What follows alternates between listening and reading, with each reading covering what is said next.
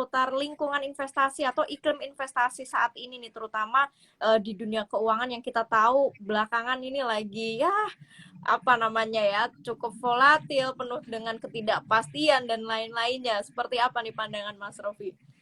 Oke, makasih nih Mbak Friska. Hmm. Tapi mungkin kita ngobrolnya santai aja dulu ya, teman-teman juga Ya, kalau mau ada pertanyaan boleh langsung juga join. Em, saya mungkin tanya dulu deh Mbak Friska, saya penasaran gimana ngelola investasinya. alhamdulillah Banyak masih bagusnya, lancar. lancar ya. Tapi pasti pernah ya jeblok-jeblok ya. Pernah. Tapi mungkin karena sudah lebih ke apa ya fase atau tipe yang cuek, jadi nggak begitu apa ya Hmm. nggak begitu ini banget lah di pikiran. Sudah mulai lebih kuat stabil ya dulu dibandingkan Iya, awal-awal yang waduh lihat selalu chartnya sih betul. gimana ini. Psikologinya udah dapet gitu. Iya, jadi kalau saya lihat sih ya, kita coba pakai yang sederhana aja sih. Misalnya kita gunakan Fear and Greed Index, Mbak Friska. Pernah dengar nggak Fear and Greed Index? Kita bisa bikin sendiri sebetulnya. Teman-teman bisa bikin, mencoba gunakan misalnya di ini ya, di aplikasinya masing-masing menggunakan moving average, gunakan yang 125. Nah, itu nanti bisa dicoba tuh. Yang 125 itu adalah moving average yang dipakai oleh Bloomberg, CNN, dan juga beberapa yang lain untuk menentukan apakah marketnya lagi fear, ketakutan, atau marketnya lagi greed, lagi rakus-rakusnya gitu. Nah, Mbak Friska kalau ngecek tuh ya di IHSG itu naik turun. Di bulan Juni kita greed gitu ya. Di bulan Juli kita fear. Jadi fear itu biasanya harga saham IHSG di bawah dari moving average yang 125. Nah, kalau 125 itu berada di atas, IHSG di bawah berarti kita fear, ketakutan. Nah, sekarang kalau kita cek di hari ini itu mendekati persis. Jadi sekarang sudah nggak fear dan juga nggak greed lagi. Artinya memang di tahun 2022 kita swing banget ya, Mbak Friska. Kadang market kelihatan terlalu naiknya kayaknya drastis gitu, tiba-tiba melonjak. Tapi kadang juga tiba-tiba jatuh gitu. Jadi market sekarang kita swing banget ini. Mbak Friska gimana moodnya kalau udah swing gini? Iya, benar-benar. Ini banyak juga teman-temanku yang mereka curhat. Maksudnya market sekarang buat swing sebenarnya ya tetap bisa. Cuma memang mungkin risikonya, risk and reward-nya harus diperhatikan ya Mas Rofi ya kalau untuk saat ini ya. Lebih gedean mana nih antara risk and reward-nya? Benar, benar. Makanya sekarang kita ngobrolin resiko karena pengen banget nih teman-teman buat yang ada di di ngerti saham bisa mencoba mengelola resikonya lebih baik. Sebetulnya kalau kita rugi atau loss itu kan sebetulnya realisasi dari resiko ya, Mbak Friska Ya, ya. betul. Nah, resiko itu sebetulnya ada dua, resiko yang bisa diprediksi dan ada resiko yang tidak bisa Tidak bisa. diprediksi.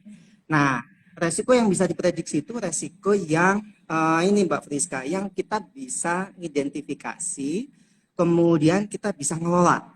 Nah, sebagai contoh nih misalnya Mbak Friska udah ngelihat market sekarang kan lagi rame topik-topik yang sekarang ya, itu ngomongin pandemi, ngomongin inflasi gitu ya, kemudian ngomongin resesi, terus sama satu lagi tuh ngomongin stagflasi. Jadi growth-nya stagnan ditambah dengan inflasi. Itu kayaknya topik yang sekarang riwariwi di mana-mana dan itu bikin investor khawatir. Nah, itu sebetulnya Mbak Priska, itu resiko yang predictable atau bisa diprediksi. Karena kan kita sudah tahu, kemudian market juga sudah meresponnya dan kita bisa ngukur dan kita bisa ngelola tuh resikonya. Dan itu kita sebut dengan resiko yang predictable. Satunya lagi adalah resiko yang unpredictable. Unpredictable itu Mbak Priska, kita nggak bisa ngapa-ngapain. Kita udah nyoba ya, bikin diversifikasi lah, kemudian analisis teknikal lah, fundamental lah. Kok tetap aja jeblok ya kita ya. Pernah nggak kita momennya dapat yang kayak gitu Mbak Priska? Pernah. Pasti bakal Nah pernah ya. ngerasain momen kayak gitu. Nah, itu biasanya terjadi karena kita punya resiko yang satu lagi, yaitu resiko yang nggak bisa diprediksi. Tapi Prediksi. kita pelan-pelan dulu nih, Mbak Friska ya. Kemudian teman-teman juga lebih banyak join dan juga bertanya, sehingga nanti saya mungkin menjelaskannya juga lebih santai lagi nih. Nah, sekarang kalau kita coba dulu deh resiko yang bisa diprediksi dulu nih, Mbak Friska. Oh, Mbak Friska, Hmm. kalau sekarang ngadepi inflasi, punya bayangan apa nih kalau Mbak Friska di Kalau portofolio? aku sebenarnya mungkin karena orientasiku atau mungkin preferensiku sekarang lebih jangka panjang ya, jadi nggak begitu ngelihat momentum untuk trading gitu. Kalaupun ada penurunan, ada dana, ya udah serok-serok aja kayak gitu. Karena preferensinya saat ini sedang long term gitu. Mungkin mungkin beda cerita dengan Oke. beberapa tahun yang lalu mungkin ya pas aku masih aktif jangka pendek trading gitu mungkin ya melihat banget ya momentum. Jadi kalau untuk sekarang aku isu apapun itu asal ada turun ada dana ya udah mari serok. Memang itu cara yang termasuk banyak direkomendasikan juga sih Mbak Friska buat para analis ini ya dari para analis kalau kita ngadepi situasi kayak sekarang inflasi ya udah kita sabar aja deh gitu ya. Ya memang di sisi lain kita kayaknya udah siap-siap deg-degan gitu kok terus merah-merah kapan ini baliknya gitu kan. Nah, itu biasanya memang tantangan sih gitu. Tapi memang itu juga salah satu cara kalau teman-teman di sini pengen mempertahankan portofolionya di masa inflasi gitu ya. Meskipun kayaknya di Indonesia inflasinya ya nggak Iya, segede yang di Amerika ya, Pak Priska betul. ya, yang sampai 9 sampai Iya. belasan gitu. Memang salah satunya sih kita bisa berpikir jangka panjang, jadi long term aja. Nah, tapi cara lain juga bisa sih kalau pengen lebih pendek kan ada juga ya teman-teman di sini yang mungkin cuman 6 bulanan atau satu Ya. tahun gitu ya, udah buru-buru nikah mungkin Mbak Priska. Nah, kalau kayak gitu mungkin ada beberapa sih ya. Saya mungkin kalau ngobrol di sini tuh hasil dari riset-riset sih. Saya sukanya ngomong hasil dari riset supaya teman-teman artinya punya fondasi yang oke kalau Betul. mau pakai saran dari saya. Pertama sih, kita memang tadi ya situasinya di masa pandemi, kemudian inflasi, stagflasi, dan juga resesi. Jadi sekarang kalau melihat dari portofolio yang terbaik selama tahun 2022 itu portofolio yang sifatnya sektoral nih, Mbak Friska. Artinya diversifikasinya dibuat sektoral. Kenapa? Karena sektoral itu kita jadi bisa melihat ada sektor tertentu yang dia kuat tahan terhadap inflasi dan ada memang sektor yang kemudian dia kolaps gara-gara inflasi gitu. Jadi kita mungkin bisa menggunakan rasio-rasio keuangan yang basisnya adalah sektoral. Jadi kita bisa pilih itu dari situ. Nah ini ada yang cerita ngomongin kayak konstruksi gitu ya, mungkin ada yang banking. Banking kan sempat merah, kemudian hijau gitu ya, kemudian merah lagi ya nggak Mbak Rizka nih. Aduh, itu buat swing-swing enak banget itu ya kalau banking Mm-mm. ya. Betul, betul. Nah, jadi kalau pengen yang 6 bulanan atau 1 tahun atau mungkin 2 tahun lah, nggak panjang sampai kalau Mbak Friska panjang kayaknya mungkin sampai 5 tahun gitu ya, tiga Iya. tahun, ya, pokoknya tahan di situ. Nah, jadi yang pertama sih pakai diversifikasi yang sektoral. Jadi kita cari tuh Oke. sektor-sektor mana gitu ya, yang bagus atau tidak gitu. Kemudian yang kedua, kalau di masa pandemi itu yang paling utama, terutama kalau stagflasi ya, Mbak Friska, itu masalah growth, masalah pertumbuhan. Jadi karena masalah pertumbuhan itulah kita harus mencari perusahaan yang dia bisa efisien. Nah, supaya kita mencari yang efisien, maka ada dua sih biasanya yang sering saya pakai. Pertama itu dari margin, gitu ya. Apakah marginnya itu bisa terjaga dengan baik? Kalau marginnya kita lihat kuartal 1 ternyata dia turun. Kemudian kuartal 2 dia makin tipis lagi marginnya. Itu kita harus waspada sih. Meskipun kita jangka panjang juga Mbak Friska mungkin sesekali ya kayaknya ini harus di rebalancing ya kalau misalnya ada terlalu tipis marginnya. Karena itu tadi masalah growth problem itu membuat perusahaan nggak bisa naikin revenue sehingga kemudian tantangannya adalah gimana caranya mereka bisa efisien maka kemudian margin yang jadi korbannya. Kalau marginnya terlalu sedikit, ya nanti bisa negatif dan saham jadi ini ya, jadi kurang diminati lagi gitu. Kemudian rasio yang lainnya itu biasanya likuiditas sih, Mbak Friska. Saya eh, ini teman-teman mungkin banyak ngelihatnya dari yang sederhana ya kayak PER, PBV, Iya. ROE gitu. Tapi sesekali mungkin bisa cek di arus kasnya karena arus kas itu penting Cash flow banget. ya, penting ya bener. Cash flow. Kita juga ya kalau lagi masa-masa inflasi itu cash is the king ya Mbak Beriska Ya, ya. kayaknya cash flow di rekening dan dompet itu harus diatur banget. Benar, benar. Kita beli apa-apa aja udah mahal banget, sama juga kok yang dialami sama perusahaan. Mereka juga menghadapi masalah raw material yang mahal, masalah distribusi yang mungkin terdisrupsi dengan pandemi. Jadi kita harus bagus banget melihat perusahaan yang punya cash flow yang baik. Gitu sih Mbak Friska. Gimana? Oh, Kalau dari yang saya sarankan, Mbak Friska udah pernah nyoba nggak ngelihatnya? so far udah pernah. Apalagi So far kalau udah ya? arus kas ya, arus kas itu aku paling andalan banget sih. Kayak jantungnya sebuah bisnis, bahkan keuangan kita aja kan arus kas gitu. Jadi ya itu udah jadi ini banget memang. Aku anggap itu jantungnya ini banget, emiten lah salah satunya di situ, cash flow-nya tadi. Iya. Terus ini nih, tadi kan sempet disinggung juga nih soal resesi. Ini dari banyak orang aku tuh ngedenger lah banyak tanggapan ini itu terkait resesi. Ada yang memang optimis, ada yang mungkin awanti-wanti. Nah, kalau dari Mas Rofi sendiri tanggapannya gimana nih Mas? Biar mungkin teman-teman di sini yang baru pertama terjun terus ngalami adanya gejolak tanda-tanda atau mau resesi biar nggak shock-shock banget gitu. Oke, baik. Nah, Mbak Friska, resesi itu sebetulnya kita masuk dalam resiko yang unpredictable. Artinya kita selalu mencari nih apa indikator-indikator yang memang bisa membantu kita ini beneran terjadi resesi atau tidak. Tapi so far sampai sekarang itu tingkat ke apa ya akurasinya itu jelek. Jadi memang resesi masuk resiko yang dia unpredictable. Nah, pada dasarnya kalau dari beberapa riset itu banyak yang menggunakan ini Mbak Friska pakai tingkat obligasi pemerintah. Nah, tingkat obligasi pemerintah yang jangka panjang dengan jangka pendek itu apakah ada perbedaan? Nggak normal istilahnya begitu. Nggak normal itu begini, ketika situasi resesi bakal terjadi, orang itu akan menggeser uang akan menggeser uangnya dari yang diinvestasikan jangka pendek dibawa ke jangka panjang, Mbak Friska.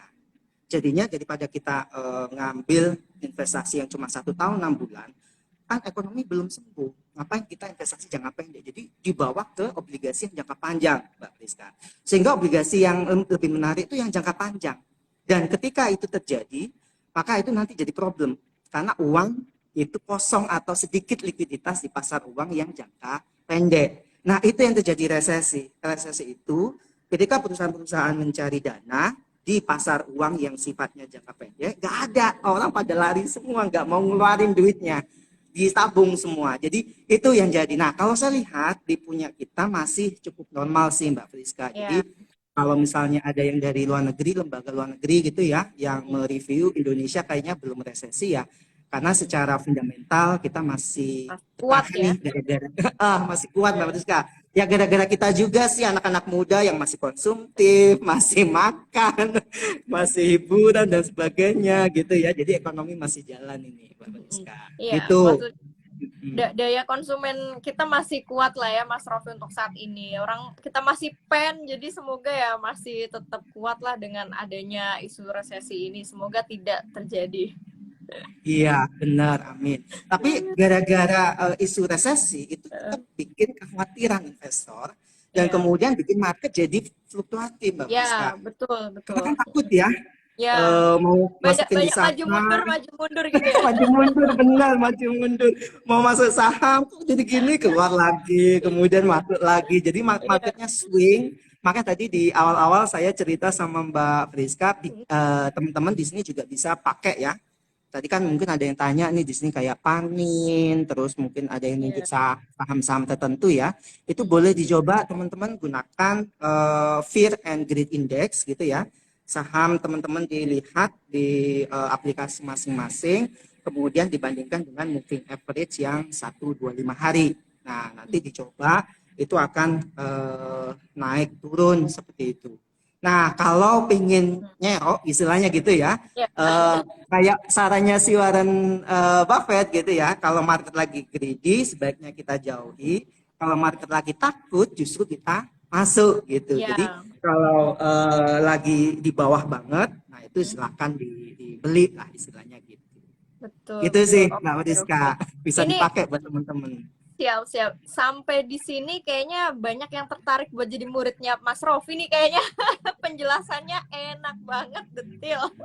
Amin. Ya, nih teman-teman ya, Mas Rofi kan dosen di PPM School nih. PPM School kan sekolah manajemen pertama ya Mas Rofi ya di Indonesia. Ada ini Benar. juga manajemen, program manajemen S2 buat teman-teman, dan sekedar info ada ini juga loh, beasiswa penuh ya Mas Rofi. Ini selingan aja, aku mumpung inget maksudnya. Ada beasiswa penuh S2 nih buat teman-teman, siapa tahu ada yang pengen jadi muridnya Mas Rofi. Aku kalau udah bukan emak-emak beranak dua, kayaknya aku mau nyalonin jadi murid aja di situ. Ya, kapan lagi ya dapat dosen enak jelasinya dan juga praktikalnya dapat. Wah, udah satu paket itu. Oke, oke. Oke, kita lanjut lagi ke pembahasan nih. Kita udah ngobrolin resesi. Terus yang dari tadi kita singgung juga soal inflasi, stagflasi nih Mas Rofi. Mungkin boleh jelasin lebih detail lagi nih Pak dosen ke teman-teman ngerti saham malam ini. Oke, baik. Nah, jadi teman-teman sekalian, kita memang lagi di masa di mana udah ada perang gitu ya, udah ada pandemi gitu. Bahkan saya kalau mendengar ada konferensi tuh kita kayak jadi the perfect storm gitu, Mbak Friska. Udah pokoknya Oh, sempurna yang namanya iya. badai itu. Mau kita kena badai alam lah, hujan, banjir dan sebagainya. Mau kena apa istilahnya ini ya, kita kan lagi rame, ada perusahaan yang bagus ternyata kemudian Iya. bermasalah, ada perusahaan yang Oh. apa istilahnya abu-abu gitu, dan masih banyak lah istilahnya. Jadi kita masuk di sini di perfect storm. Jadi memang teman-teman semua harus hati-hati ya dalam apa istilahnya memilih suatu aset untuk jadikan Iya. portofolio. Hmm. Nah, jadi kalau saat ini kita memang lagi ngadepin inflasi. Karena sebetulnya lanjutan sih Mbak Friska dari masa pandemik yang kemudian dulu kita lancar-lancar aja ya ngambil barang Iya. dari Cina, dari Singapura, kita dulu lancar. Tapi sekarang karena adanya pandemi, kemudian kita jadi banyak terputus nih supply chain. Maka dari itu kemudian kita menghadapi masalah kayak minyak goreng. Apalagi nih Mbak Friska yang jadi rame Wah, banget itu ya. ini emak-emak aja di pasar kita udah ngeluhnya cabai naik, bawang naik, segala macam naik. Ini emak-emak, tetangga-tetangga ibu-ibu aja udah pada ngeluh kayak gitu, Mas. Benar, benar. Jadi karena artinya dulu awal-awal di masa pandemik itu permintaan kan turun banget ya. Ya, Kita mungkin apa fokus kepada kesehatan, jadi mungkin beli-beli dan sebagainya mungkin juga berkurang. Kemudian setelah pandemik mulai sembuh, mulai kita mulai masuk ke endemik, permintaan naik mendadak. Makanya kenapa kemarin kayak harga pesawat terbang gitu ya, tiketnya itu ya mahal tiket-tiket banget mahal. gitu. Betul, betul, karena pesawat pada masa pandemik yang leasing sewa guna itu dibalikin lagi, sehingga kemudian jumlah pesawatnya sedikit, harga tiketnya jadi mahal. Artinya di pasar itu sekarang terjadi permintaan dan penawaran yang nggak stabil sih Mbak Friska. Itulah kenapa kemudian di Amerika, karena mereka sektor jasanya sangat kuat, sangat tinggi, kena inflasinya lebih tinggi. Kalau kita Mbak Friska mungkin sebagian dari teman-teman tinggal di depan aja gitu ya, nanam cabai gitu kan. Aduh, Benar nggak Mbak Friska? Nanam bener-bener cabai, ini nanam ini apa gitu.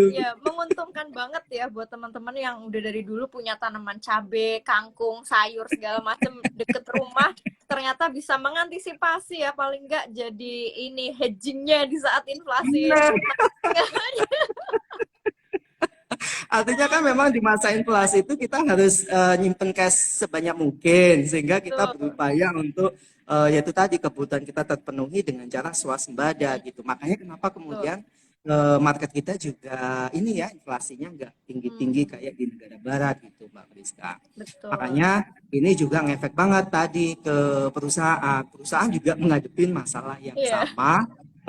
Makanya kenapa kita harus ngecek bagaimana laporan arus kasnya gitu setiap kuartalan. Itu sih Mbak Priska. Oke, siap itu teman-teman ya, udah dikasih kata kuncinya. Jangan lupa di saat pasar yang unpredictable kayak gini, double check lagi ya arus kasnya, laporan arus kasnya atau cash flow perusahaan seperti apa. Karena memang efisiensi emiten di saat market kayak gini tuh penting, seperti yang tadi Mas Rofi infokan. Nah, Mas Rofi boleh bagi-bagi juga Hmm. mungkin ya kayak tips triknya nih di tengah market yang mungkin kita bilang ya pokoknya lagi volatile kayak gini, kayak gimana nih buat teman-teman kebanyakan newbie di sini. Dan juga Oke. sahamnya juga mungkin boleh kalau mau spill.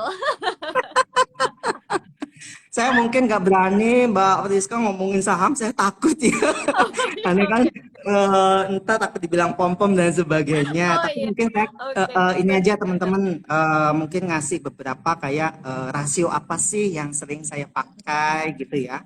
Terus kemudian kalau teknikal pakai apa gitu. Itu aja sih mungkin Mbak Friska ya. Kalau Ya, sahamnya boleh. saya nggak berani. Iya, benar-benar karena sekarang itu risiko dianggap pom-pom itu banyak banget. Jadi udah mending kita ngasih bantu advice aja ya Mas Rofi ya. Mm, mm. Pertama gini, teman-teman nggak susah kok sebetulnya. Tapi itu penting banget buat kita, kan kita udah capek-capek misalnya ngumpulin duit ya, terus kemudian kita investasikan. Jangan sampai kita investasi di sesuatu yang kemudian tidak memberikan manfaat gitu. Maka mungkin ada beberapa rasio nih yang boleh dipakai. Pertama, kayak rasio sustainable growth. Mbak Friska pernah dengar nggak sustainable growth? Nah, itu sederhana kok, teman-teman. Itu tinggal ngitung ROE dikalikan dengan retention ratio. Itu yang sering saya pakai. Jadi ROE-nya dikalikan dengan laba yang sudah dikurangi dengan dividen. Seperti itu. Nah, itu biasanya saya kalikan. Nanti kalau dia di atas dalam kuartalan gitu ya, kan kita mungkin dapat laporannya kuartalan gitu. Nah, selama 4 kuartal berturut-turut dia konsisten tinggi. Misalnya di atas growth, rata-rata sustainable growth Indonesia itu kita masih di angka sekitaran rentang 3 sampai 8 Mbak Friska. Nah, jadi kalau misalnya ada yang sampai 8 itu saya udah langsung pick. Dan itu memang membantu saya terbukti selama 3 kuartal berikutnya dia stay di terus growth lah istilahnya begitu. Apa sih sustainable growth itu? Kalau di kelas sih pasti saya udah bahas sampai detail ya. Tapi kalau di sini pelan-pelan aja sih Mbak Friska, dikit aja. Sustainable itu artinya perusahaan bisa tumbuh gitu ya, tanpa harus utak-utik pendanaannya. Jadi dia bisa tumbuh terus gitu Mbak Friska, stabil. Nah itu dia di titik berapa? Tiap perusahaan ternyata berbeda. Nah, saya daripada menggunakan pair yang kebetulan kalau marketnya swing banget itu pairnya juga nggak bagus. Artinya kadang-kala akurat, kadang-kala enggak. Jadi nggak saya pakai. PBV mungkin saya pakai tapi jangka panjang gitu ya. ROE saja itu masih kurang sehingga saya menggunakan sustainable growth. Itu juga sebenarnya rasio yang dipakai sama Warren Buffett sih, Mbak Rizka. Saya juga nyoba, ternyata lumayan akurat. Itu sih mungkin yang pertama. Kemudian teman-teman kalau tertarik dengan saham yang bisa dividen gitu ya, kan seneng nih kayaknya. Bapak kan seneng nggak? Nyari nggak yang ada dividennya? Oh, itu pasti. Kayaknya hampir semua yang jadi goals besarnya investor itu ke dividen juga, Mas Rofi, passive income-nya. Nah, kalau kita nyari dividen, berarti kita harus punya kemampuan prediksi perusahaan bisa ngasih dividen atau tidak. Itu kita mungkin bisa ngasih dari historis. Tapi kan dividen itu kan berasal dari keputusan RUPS ya, Mbak Rizka ya, kadang dikasih kadang enggak. Maka kita balik lagi yang tadi, laporan arus kasnya. Kalau laporan arus kasnya itu positif gitu ya, teman-teman nanti kan bisa dicek ya, laporan arus kas itu ada 3 gitu ya, arus kas investasi, operasi, dan pendanaan. Nanti kalau dicek dia ternyata positif banyak, itu ada kemungkinan perusahaan mampu, sanggup. Jadi kita lihat kalau dia sanggup ngasih dari kinerjanya dia ngasih dividen, ya kita stay aja tunggu-tunggu RUPS-nya. Tapi kita analisis dulu terlebih dahulu. Saya juga gitu sih, dan ternyata lumayan Mbak Priska ngebantu lah, beli cimol kayak beli. Bener nggak Mbak Priska? Iya, benar buat jajan tipis-tipis lah bahasa anak sekarang tuh. Bener, bener. Nah, kalau Mbak Friska sendiri, rasio apa saja nih yang dipakai sekarang? Saya pengen tahu deh, coba sharing. aku tuh dari zaman awal dulu ya sampai sekarang tuh kayaknya rasio yang dipakai ya jujur itu aja ya, selain ROE juga pakai, PBV pakai. Terus aku biasanya pakai ini juga sih, growth-nya, EPS-nya juga kadang aku perhatiin juga. IPS growth-nya ya, maksudnya pertumbuhan IPS-nya. Terus selain itu nggak banyak ya, paling pair ya, nggak semuanya aku ambil sih, beberapa, 5 aku cukup udah rasio ambil 5. Oh, oke, oke. Siap-siap, berarti ini Mbak Friska juga termasuk fundamental banget ya. Nah, Enggak, tadi enggak banget juga sih. Aku pokoknya ini aja udah mulai gitu. nyoba technical ya kayaknya ya.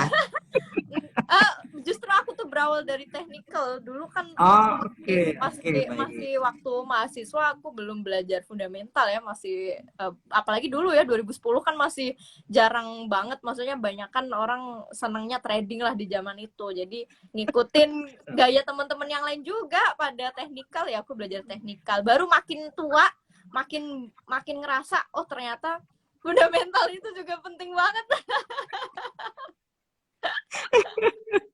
Bener, itu karena kita itu bakal jeblok ya. bener. Kalau aku sih mikirnya trading itu opsional, tapi investasi dengan tahu fundamental itu suatu kewajiban yang harus kita pelajarin, karena nggak mungkin selamanya kan kita sampai kakek nenek trading. Tapi kalau investasi sampai kita meninggal pun masih bisa gitu diwariskan. Amin ya, bisa sampai ke anak kita. Jadi kemudian masalah generasi sandwich di Indonesia bisa makin sedikit ya. Karena Amin. memang salah satu kita threat apa ya, tantangan kita itu adanya di generasi sandwich gitu. Artinya memang Betul. generasi yang sekarang harus menopang dirinya gitu ya, dan juga generasi sebelumnya. Itu juga yang ditakutkan Mbak Friska, kita sampai nanti tahun 2030 bisa menjadi kayak yang itu ya, prediksi-prediksi kita jadi Iya, 6 teratas ke 7 teratas. Kita jadi kayak di middle income trap nih gitu. Makanya semoga kalau tidak misalnya tidak kalau misalnya terjebak teman-teman sama. kalau teman-teman itu nanti apa punya strategi investasi yang baik gitu ya, kemudian bisa tumbuh gitu, nggak cuma menyelesaikan masalah diri sendiri ya, tapi ternyata turut membantu di masalah negara kita. Benar. Ya ini Demokrasi bonus satu, ya. iya, multiplier effect-nya itu ada, nggak cuma untuk keuntungan pribadi kita aja ya, urusan cuan pribadi itu enggak ya, ini namanya pasar modal lah. Nah Mas Rofi, aku mungkin mau menyampaikan ke teman-teman nih, boleh nanya apapun di itu kotak Q&A ya. Di kolom komentar boleh, tapi takutnya ketutup. Nah, sambil nunggu pertanyaan-pertanyaan masuk, aku kepo juga nih di PPM School, selaku dosen yang aku tahu di PPM School ini kayaknya satu-satunya kampus yang benar-benar menerapkan teori dan praktikal secara bersamaan, apalagi untuk keuangan dan investasi. Mereka semua dituntut jadi investor juga pastinya. Itu di sana gimana ya ininya ya, aspek belajar investasi, dimensinya, perubahannya itu seperti apa, mengikuti marketnya kah atau seperti apa cara mengajarnya dan lain-lain, Mas Rofi? Oke. Nanti kalau misalnya memang kuliah pasti diajari lengkap ya. Pertama sih saya kalau ngajarin teman-teman nanti bareng sama saya, kita belajar memahami market dulu. Cara kita membaca market itu kayak gimana sih Mbak Friska? Kita lagi harus masuk, harus keluar, itu kan penting banget ya. Karena itu juga membantu kita apa istilahnya mempertahankan cash flow kita.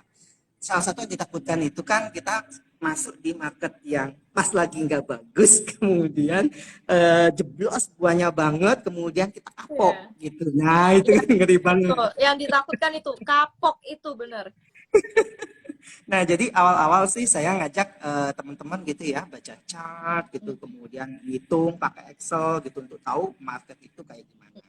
Baru kalau sudah tahu, eh, saya mungkin ngajak ke ini, Mbak Friska, teori-teori konsep yang ada hubungannya dengan investasi supaya teman-teman punya banyak pilihan lah. Sebetulnya kita bikin portofolio itu ada yang apa aja sih ya, A, B, C, D, E. Nah itu tuh saya ajak teman-teman belajar bareng supaya nanti bisa pakai yang mana gitu. Karena nggak cuma satu Mbak Friska bikin portofolio itu banyak caranya. Betul.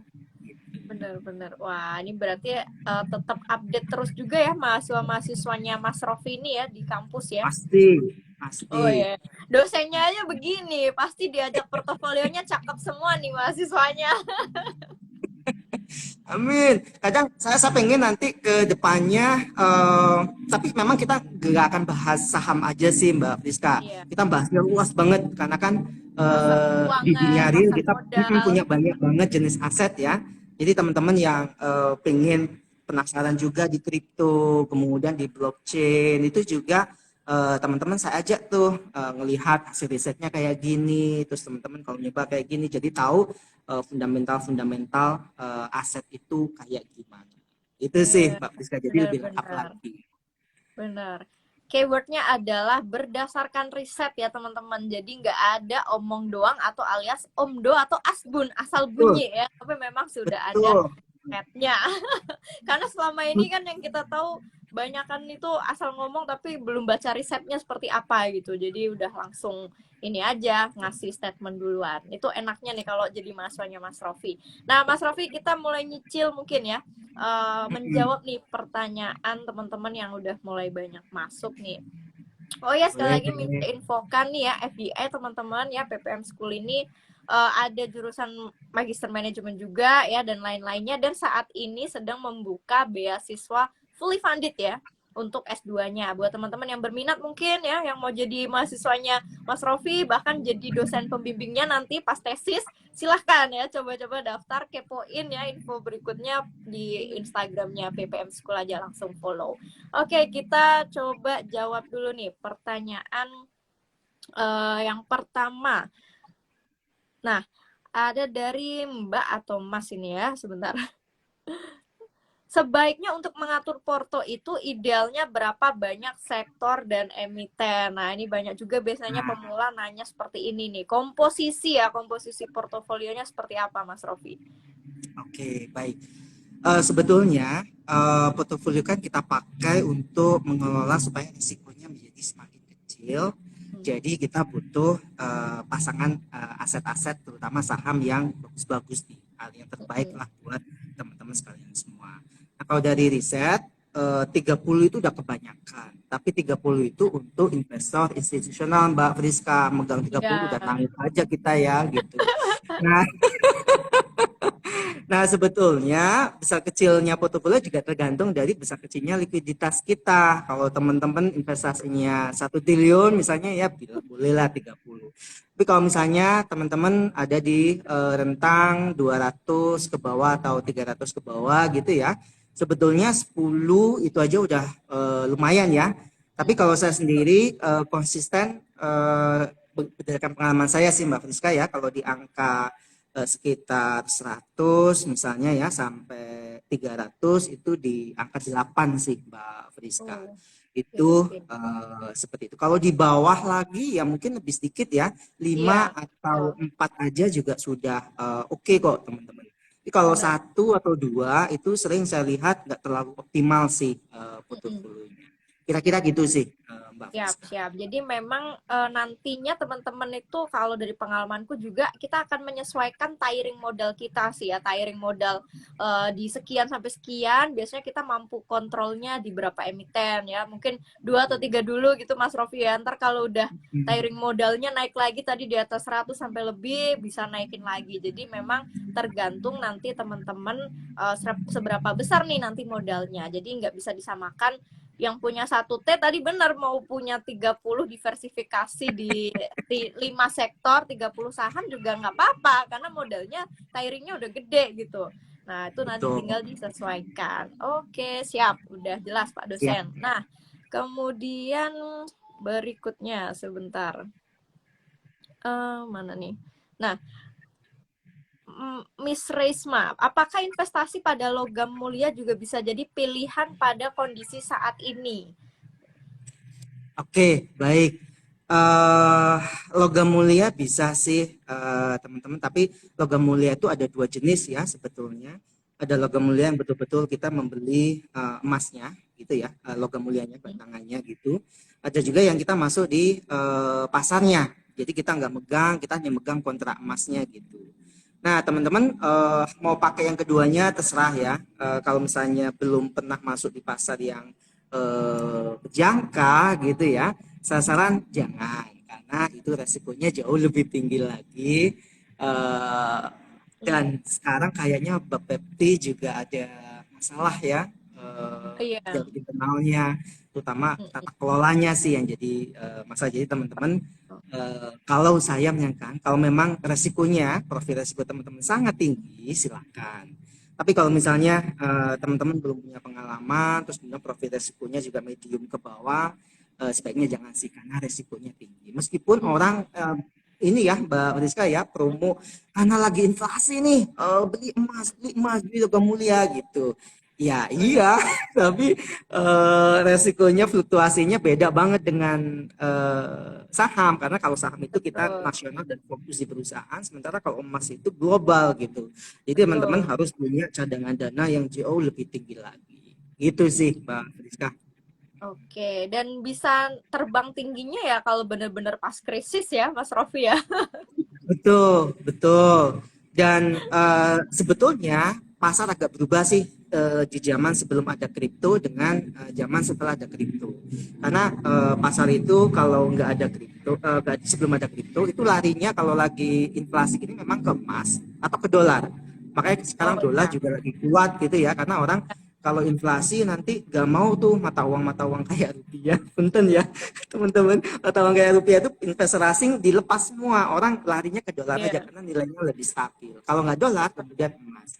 Tapi sebetulnya juga sekarang yang jadi pilihan itu si kripto atau blockchain gitu. Cuma sekarang Hmm, lagi negatif ya, lagi koreksi betul. banget.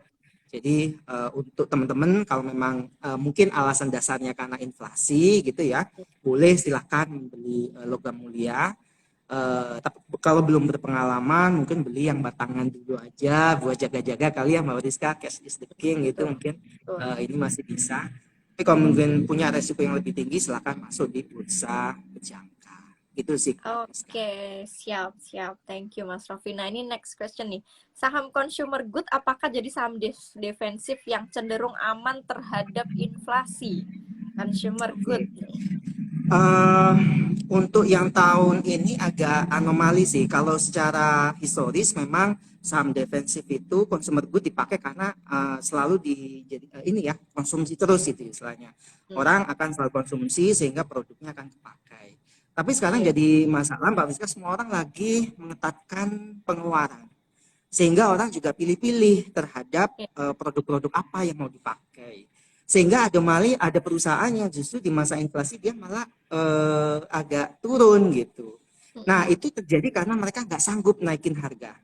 Jadi buat teman-teman semua kalau masuk consumer good tetap pilih-pilih ya, karena ada perusahaan yang kalau dia naikin harga itu nggak masalah. Ada perusahaan yang kalau naikin harga nggak akan dibeli itu. Jadi Ya, kalau tadi ditanya consumer good, saya mungkin bilang secara teoritis ya, tapi sekarang real di lapangan ada consumer goods yang bisa bertahan, ada consumer goods yang nggak bisa bertahan di inflasi. Jadi hati-hati hmm, aja sih, dicek itu. oke, oke. Mereka kalau naikin harga, apakah mampu, apakah diterima? Kalau iya berarti silakan beli, karena kalau harga dinaikin dan konsumen tetap membeli kan berarti revenue-nya naik ya. Profitnya naik ya. Profitnya juga naik gitu. Oke, sip-sip. Nah, ini ada dari Mbak Nela nih. Amankah kalau aku taruh banyak portoko di obligasi pemerintah, sebagian saham, di saat mungkin pasar seperti ini maksudnya? Aman. Kalau ditanya aman, saya akan bilang aman ya. Obligasi pemerintah kita dari luar sovereign, credit rating kita masih BBB, jadi masih oke. Meskipun belum A, tapi masih bisa. Jadi teman-teman justru di masa resesi yang takut nanti saham ini ya jeblok gitu ya, Gol. mungkin sebagian persentase dibawa ke pemerintah, dan itu saya juga pakai kok di pemerintah. Ya nggak banyak sih karena saya pengen return yang lebih banyak juga. Sama-sama. Tapi kalau Oke, oke. teman-teman ya 8% aja udah oke, 7% udah oke, ya boleh nyoba tuh reksadana, kemudian obligasi pemerintah. Pemerintah juga sebetulnya masih 5-6 ya. Oke, betul, Tapi betul, nggak apa-apa, benar. Nggak apa-apa, sebagian teman. ada di situ. Betul, Yang seperti itu. yang paling terbilang low risk ya memang obligasi pemerintah ya, mau tidak mau. Betul. betul. Nah, ini ada yang minta opini nih kayaknya nih. Saya berinvestasi untuk dana sekolah anak jangka waktu 3 sampai 5. Instrumen apa sekiranya yang cocok nih kalau berdasarkan pengalaman Mas Rofi? Mbak Friska, kita itu yang paling mengerikan di Indonesia itu inflasi yang betul-betul tinggi itu ya, pertama sekolah, Iya. kemudian kedua rumah, Iya. kemudian yang ketiga kesehatan. Itu tiga jenis, tiga sektor yang Hmm. kita itu makin tahun mahal banget gitu. Jadi Iya. kalau ditanya Banget, bener Pak, investasi banget buat nih. buat sekolah gitu ya, either mungkin teman-teman atau Bapak Ibu sekalian di sini pengen menyimpan dananya, cari yang aman aja. Tapi sebetulnya itu lebih banyak formatnya tabungan. Hmm. Karena itu ya, supaya tidak tergerus inflasi. Itu target yang pertama. Kalau Iya. pengen target yang lebih tinggi, memang harus kombinasi dengan saham yang lumayan agak tinggi sih Mbak Priska. Nah kalau misalnya nih harga biaya sekolah aja naik tiap tahun 10%, Hmm. ya mau nggak mau kita harus mencari investasi yang minimal juga 10% kan ya Mbak Priska ya. Iya. Nah Bener. jadi kalau sekarang lihat dari harga sih bisa lebih dari 10 sih. Mbak Priska ngerasain nggak? Ada yang udah nyekolain kan? Iya, ya kerasa banget. Kalau apalagi Kerasa kalau ngobrolin ini ya dana pendidikan, aku baru sebagai orang tua aja sekarang kerasa banget, wow, sangat jauh sekali dengan zaman dahulu kita. benar, benar Mbak Friska. Kita beruntung banget ya masih di saat yang lagi murah. Jadi kalau kalau jawaban saya mungkin kombinasinya pertama di yang aman untuk sebagai cushion gitu ya, untuk cadangan ya tabungan gitu. Sebagian lagi mungkin memang boleh dikombinasikan yang agak tinggi Agresif. karena Ya. 10 sampai 15% karena memang kayaknya rata-rata tiap tahun juga lebih dari situ sih sebetulnya kalau kayak yang saya lihat ya, tapi kita dapat 10 sampai 15 saja membantu kita nggak ngos-ngosan ya ngejar Betul, betul banget. ini Mbak Friska. Makanya Inflasi pendidikan. teman-teman kalau mau ngejar yang 15% untuk di saham itu rasio-rasio fundamental, teknikal itu teman-teman wajib belajar. Karena ya itu tadi ya, supaya kita bisa nyekolahin anak kita dengan nggak ngos-ngosan. Ya, benar. Biar orang tuanya nggak kepikiran terus bayar SPP bulanan atau semesteran nanti. Benar Mbak Friska. Disiapin dari sekarang itu tadi ya. Intinya silahkan teman-teman plotkan ya di instrumen yang saving tadi yang aman dan juga mungkin boleh ditaruh sebagian ke yang agresif ya. Jadi biar ada pembagian risiko juga pastinya. Nah, Betul, betul. ini ada pertanyaan bagus nih buat yang pada tertarik jadi mahasiswanya Mas Rofi nih. Pak dosen kalau mau kuliah online gimana caranya? Hybrid tadi ya, jadi mungkin yang di luar Jakarta bisa ikutan kuliah di PPM School mau meskipun hybrid mungkin sesekali harus ke Jakarta gitu. Oke, siap. Kalau hybrid, sementara ini kita banyak yang di S1-nya, Mbak Friska. Di S1, Oke. kita sudah ready untuk program yang blended learning kita menyebutnya. Dan itu Hmm. memang online. Untuk syarat-syaratnya kayaknya nanti boleh deh habis ini langsung di chat DM. ya. Ya. Di DM, PPM School nanti pasti dibales langsung. Nah, kalau untuk yang S2, kebetulan kita S2 itu ada yang eksekutif, Mbak Friska, ada yang eksekutif muda, dan ada yang reguler. Nah, yang eksekutif itu kayaknya sih, Mbak Friska, karena generasi X ke atas gitu ya, mereka senang kumpul. Jadi, senang kumpul, jadi offline itu mereka suka gitu. Itu saya ngelihatnya. Iya. Nah, kalau untuk yang S2, apakah ada hybrid? Kayaknya mungkin ada ya. Ini ada teman staff saya si ini mungkin nanti boleh DM Mbak Erika ya untuk S2 apakah kita sudah ready atau tidak Hmm. untuk yang blended learning-nya. Tapi untuk sementara yang sudah berjalan itu yang S1 Mbak Friska untuk si Oke. blended learning-nya. Oke, sip-sip. Nah, jadi itu teman-teman ya, nanti kalau mau tanya info detailnya nih tentang dunia perkuliahan yang mau jadi mahasiswanya Mas Rofi, nanti DM aja langsung ke PPM School ya. Pasti nanti akan dikasih detail infonya seperti apa ya. Yang jelas pokoknya yang mau S2 lagi ada beasiswa fully funded, jadi manfaatin nih ya. Mungkin siapa tahu yang pengen diajar nih sama dosen enak kayak Mas Rofi ya, siapa tahu lolos. Jumpa deh langsung offline. Siap. Tapi untuk S1 S2 kita sekarang hybrid, Mbak Friska. Artinya Oh, teman-teman oke. tidak 100% di kampus. Di kampus. Semester Oke. depan dan semester berikutnya lagi kita masih hybrid ya. Jadi banyak Ya. juga yang kelasnya online. Begitu. Oke, Beberapa siap. dari mahasiswa kita juga dari luar kota, ada yang dari ke luar negeri juga mereka masih bisa gitu, Mbak Friska. Ya, sama Hmm, kayak saya sih ngajarnya juga di dalam siap. dan di luar negeri. Gitu. Wah, keren, keren, keren di dalam dan luar negeri ya, teman-temannya jadi jaringannya nambah gede nih. Nah, Mas Rofi nih satu pertanyaan terakhir nih, karena nggak berasa kalau ngobrolin saham tuh sejam itu kayak kurang gitu loh, Udah jam apalagi 8 ya? sama Pak dosen yang super enak ini nih. Cepet banget ya Mbak Mariska ya. Aduh, Bener, beneran. bener. Nah, ini nih, untuk masa seperti sekarang ini, apakah saat yang tepat untuk berinvestasi jangka panjang saham blue chip? Ya, mungkin Oke. yang fundamental bagus gitu. Iya, saham blue chip itu sebetulnya mereka saham yang sudah dikenal oleh publik gitu ya. Kemudian juga sudah cukup lama di di bursa sehingga mereka kelihatan lebih stabil. Jadi kalau teman-teman mau beli yang blue chip boleh aja. Kombinasi sih menurut saya ya. Karena ada blue chip yang ternyata di periode tertentu dia bisa naik tinggi banget ya, Mbak Priska.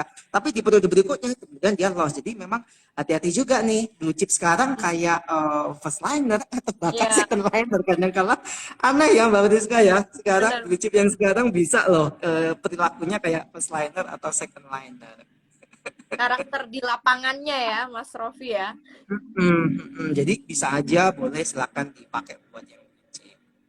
Oke, yang penting tadi double check ke laporan keuangannya ya. Jadi bukan berarti ditelan mentah-mentah juga. Ya, ini masuk blue chip ya udah nggak dianalisa, langsung aja hajar-hajar aja.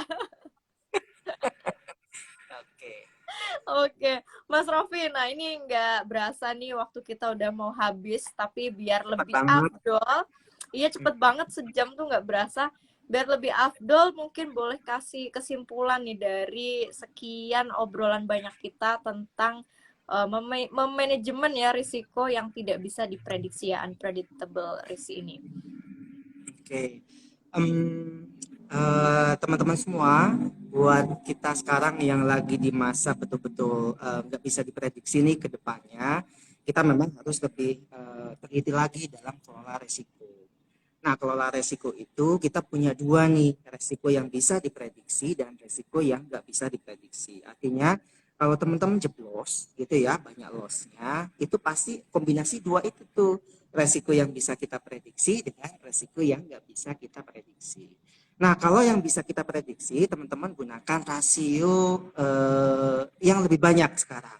Jadi jangan cuma PBV, PER gitu ya, atau RW, tapi seperti yang tadi saya sampaikan, coba menggunakan sustainable growth ratio, terus kemudian gunakan arus kasnya gitu ya.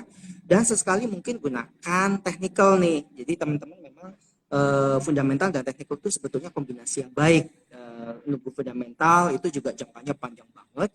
Technical juga memang harus hati-hati membacanya. Jadi kalau yang technical mungkin untuk sekarang ya mungkin next chance atau mungkin teman-teman masuk di kampus di bareng sama saya nanti kita bisa lebih banyak lagi ceritanya. Sekarang mungkin coba gunakan Fear and Greed Index gitu ya. Tadi yang gunakan moving average 125. Nah, itu. Nah, satu lagi masih belum yaitu resiko yang tak bisa diprediksi.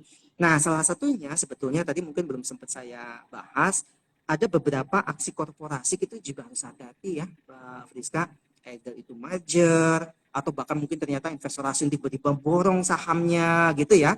Itu sebetulnya memunculkan, kita nggak bisa prediksi, bisa naik atau turun. Nah, itu kita harus hati-hati tuh dengan kalau kita sudah punya sahamnya, aksi korporasi harus hati-hati teman-teman, karena itu termasuk sumber dari resiko yang nggak bisa diprediksi. Termasuk mungkin yang tadi ya, resesi, terus kemudian stagflasi, Oh, pandemik, pandemi, perang, ya. segala macem. Udah banyak banget sih kayaknya. Kita tambahin ya Mbak Friska ya, alat perangnya gitu ya supaya makin mantep nih teman-teman. Ya, makanya ini baru pengalaman pertama aku juga kayaknya ya. Kalau dulu kan pas 2013 kayaknya paling baru QA doang turun. Terus habis itu apa sih perang mata uang turun. Tapi kalau ini semua dihajar ya. Udah ini pandemi lah, terus perang lah segala macem. Ini udah paket paket Bener, paket komplit kalau makanan tuh. paket komplit.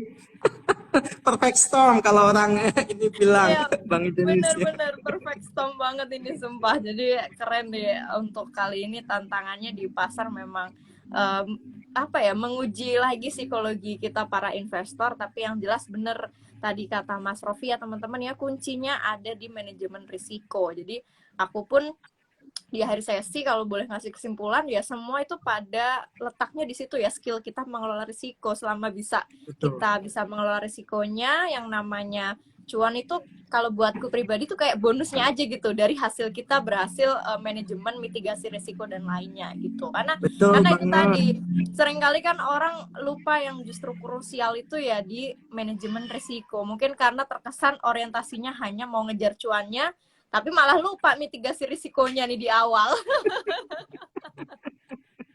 Benar banget, Mbak Priska. Ya mungkin tadi tambahannya ya teman-teman, pokoknya sekarang memang berubah seperti yang tadi ya ada pertanyaan juga saham blue chip pun juga bisa berlaku kayak saham first liner, second liner Ya, gitu perilakunya. Jadi teman-teman betul. jangan FOMO gitu ya, kemudian jangan greedy juga, jangan fear juga gitu. Jadi betul-betul belajar rasional gitu kayak tadi Mbak Friska siap dikempur sana sini, mentalnya kuat. Oke, siapa? Nih kalau ngobrol sama Mas Rofi itu seru dan ringan tapi ini banget ngena banget gitu ilmunya. Keren lah. Ini pasti salah satu jadi dosen favorit di PPM School sih aku yakin pasti nih. Amin. Oke, Mas Rofi berhubung Oke. udah hampir sejam nih, kita mungkin close dulu jelas malam hari ini. Tapi tenang aja teman-teman yang ketinggalan bisa replay ya, karena nanti akan save di IGTV. Dan kita bakal live lagi nanti mungkin dengan Mas Rofi atau dosen praktisi PPM School lainnya ya di bulan depan ya dengan bahasan yang Siap. topik lebih seru lagi pastinya. Buat Mas Rofi, terima kasih banyak sudah mau Terima meluangkan kasih banyak juga. waktunya. Ini pasti pulang ngajar capek ditambah ngajar lagi kami nih mahasiswa online nih.